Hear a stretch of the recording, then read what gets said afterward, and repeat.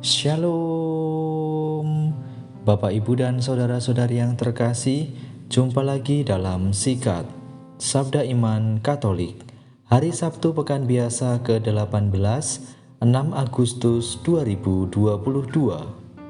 Hari ini gereja merayakan pesta Yesus menampakkan kemuliaannya.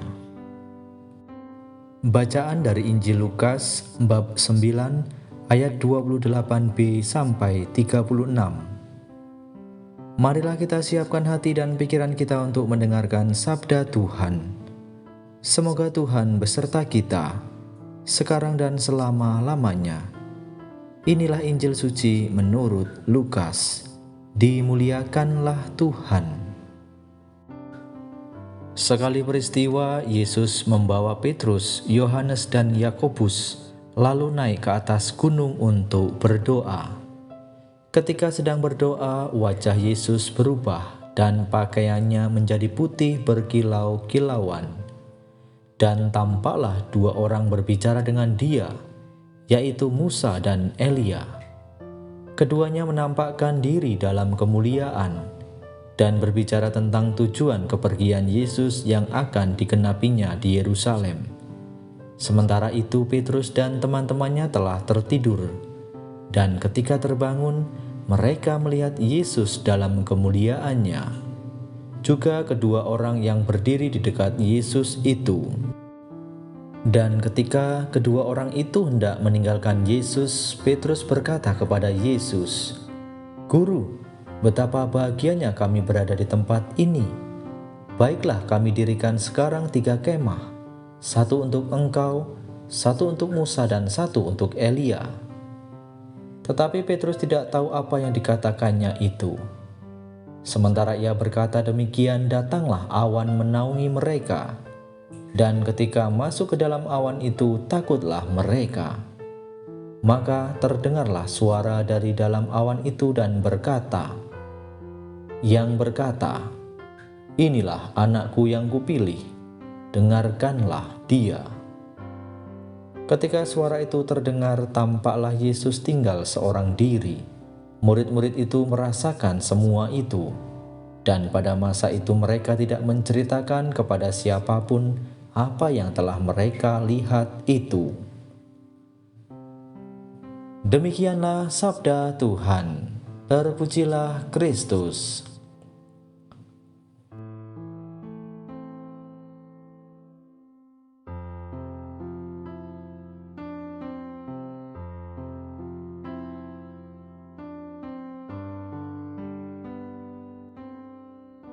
Bapak, Ibu, dan saudara-saudari yang terkasih, para pendengar setia Sikat Sabda Iman Katolik dimanapun Anda berada, salam sehat untuk kita semua dan berkat Tuhan selalu menyertai kita. Bapak, Ibu, dan saudara-saudari yang terkasih dalam Kristus, hari ini gereja merayakan pesta Yesus menampakkan kemuliaannya.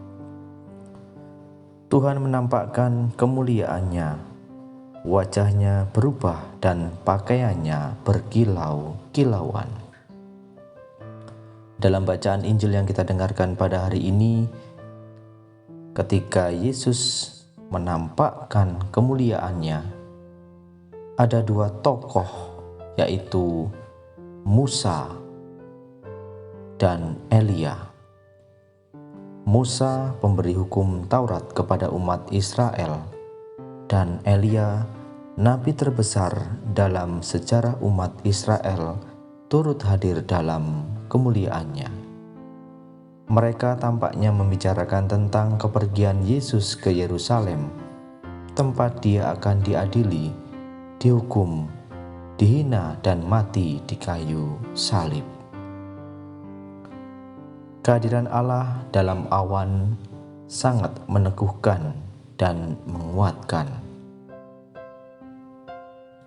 Para murid Yesus yang mengikuti Yesus di gunung untuk berdoa, yaitu Petrus, Yohanes, dan Yakobus, tampaknya tertidur saat kemuliaan Allah tampak.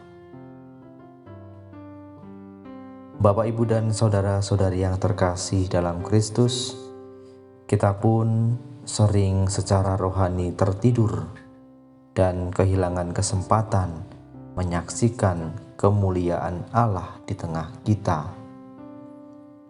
Dalam peristiwa ini, bagaimana kemuliaan Allah sungguh-sungguh merupakan pusat perhatian Yesus. Kemuliaan ini akan mencapai kepenuhannya setelah Dia sendiri menjalani walaupun harus menderita untuk kemudian bangkit dari alam maut. Yesus dimuliakan di gunung itu merupakan bayangan dari kepenuhan kemuliaannya setelah Dia dibangkitkan dari alam maut.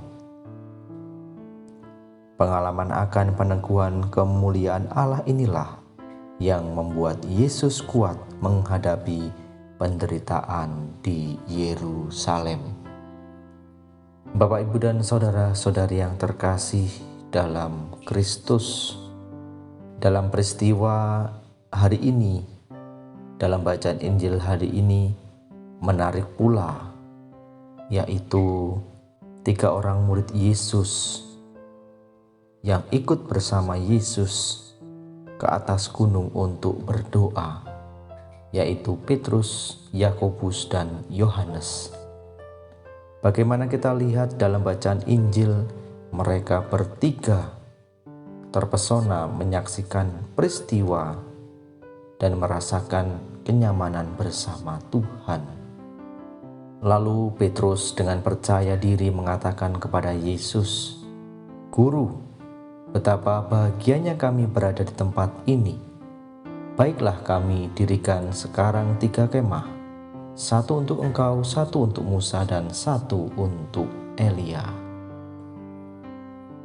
Bapak, Ibu, dan saudara-saudari yang terkasih, keinginan Petrus untuk tetap tinggal dalam keadaan enak di atas gunung itu merupakan suatu contoh keinginan kita manusia untuk tetap merasakan yang enak, aman, memuaskan, dan menyenangkan yang bersifat artifisial dan sementara. Bapak, Ibu, dan saudara-saudari yang terkasih, keinginan Petrus ini memberikan gambaran jelas mengenai kita manusia yang lupa diri untuk turun dari gunung kenyamanannya. Gunung kenyamanan terwujud dalam bentuk egoisme, individualisme, kemalasan, mau menang sendiri, ketidaksabaran, amarah, dengki, iri hati, serakah, kesombongan, dan kenikmatan sesaat dengan menghalalkan segala cara untuk dapat hidup berfoya-foya meskipun orang lain menderita.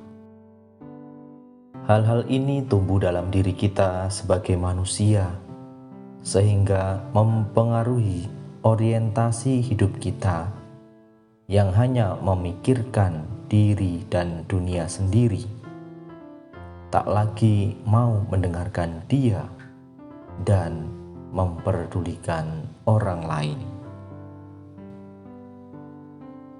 Maka Bapak, Ibu, dan saudara-saudari yang terkasih dalam Kristus, dalam peristiwa kemuliaan Yesus di atas gunung, Yesus berhasil menjinakkan kehendak Petrus dan teman-temannya yang ingin hidup dalam kenyamanan diri dan membawa mereka turun ke bawah untuk kembali ke dunia dan berjuang di dalamnya.